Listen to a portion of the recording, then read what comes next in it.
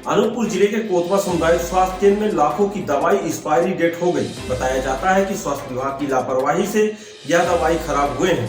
अब इसे नष्ट करने की तैयारी की जा रही है। कोतवा सामुदायिक स्वास्थ्य केंद्र में मरीजों के लिए आए दवाई यहां के अधिकारी कर्मचारियों की लापरवाही से एक्सपायरी डेट हो गया। बताया जाता है कि यह दवाइयों की कीमत लाखों की रही। अब इसे स्वास्थ्य विभाग नष्ट करने में लगा है।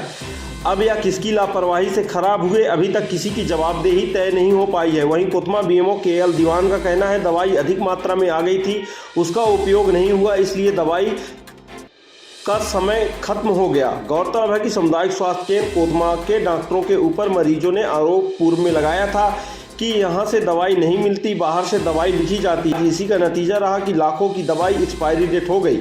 वहीं अब नगर के लोगों ने मांग की है कि लाखों के दवाई हुए नुकसान के मामले पर स्वास्थ्य विभाग इसकी गंभीरता से जांच करे। वहीं दोषी व्यक्तियों व कर्मचारी अधिकारियों के ऊपर कार्रवाई करे।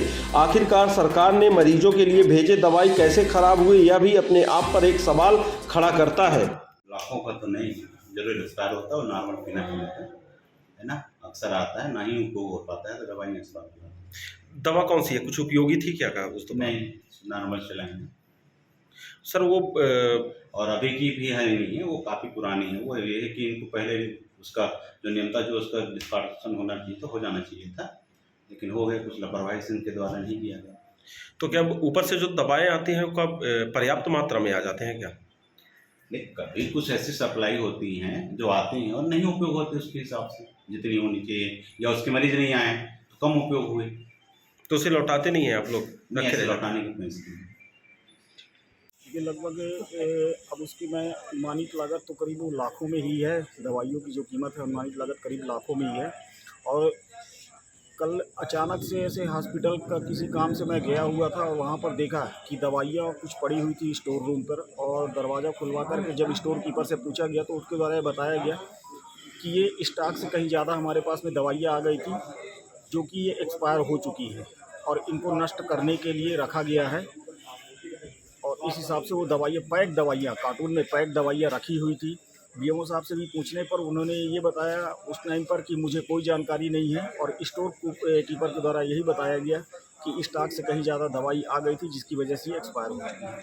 आपने पता नहीं किया कि कौन सी मर्ज की दवा थी, वो सब सारी चीज़ें पता करने की कोशिश की गई, लेकिन स्टोर कीपर के द्वारा उसने आनन फानन में वहाँ से दरवाज़ा बंद कर दिया और उनका कहना था कि भैया ये दवाइयाँ नष्ट कर दी जाएंगी, कृपया इस पर किसी भी प्रकार की कोई भी मतलब ना तो मीडिया में ना किसी भी प्रकार के समाचार न्यूज़ में इस चीज़ को मत लेकर के आइए।